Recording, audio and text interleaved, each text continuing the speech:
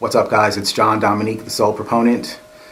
Before I start this video, I just want to say that my intent is not to destroy anybody's belief system. I'm not here to challenge or intimidate anybody.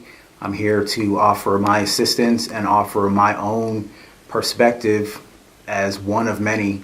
I'm not here to say that my way of seeing things is exclusive and that there's no other way to see them, because there's more than one way to see the truth.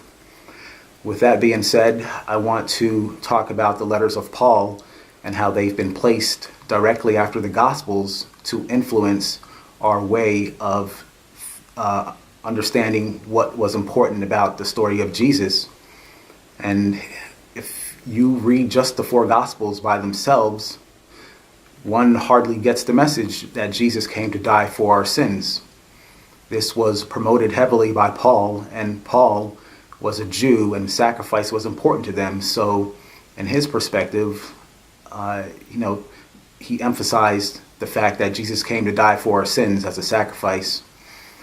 I'm not saying there's anything wrong with that. That's one of many ways to see it. But what I do want to bring to light is that, again, if we read the Gospels just by themselves, 2 out of the 4 Gospels have maybe 1 or 2 lines about Jesus saying coming to die for the transgression of our sins, or coming to die as a ransom for many. And that was not a very important part of Jesus's message. Paul comes around and says, well, pretty much that the whole gospel depends on those the idea that Jesus came to die for our sins. But when you read the Gospels just by themselves, you hardly remember Jesus saying anything like that. That's just a small little blip on the radar. So my understanding is that the church put those letters of Paul directly after the Gospel so that we can be influenced to remember what someone else thought was important about the story of Jesus. Unfortunately, it misses the point. The point is that the soul, or the higher meaning actually, is that the soul is here for our well-being. It's the fulfillment of humanity. It's not here to destroy our beliefs. It's here to fulfill.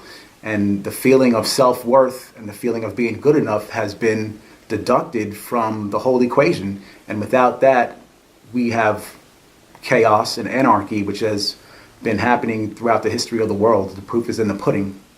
So I think this is important to look at and important to consider. I hope this is a benefit to someone somewhere. Thank you. John Dominique, the Sole Proponent. Peace.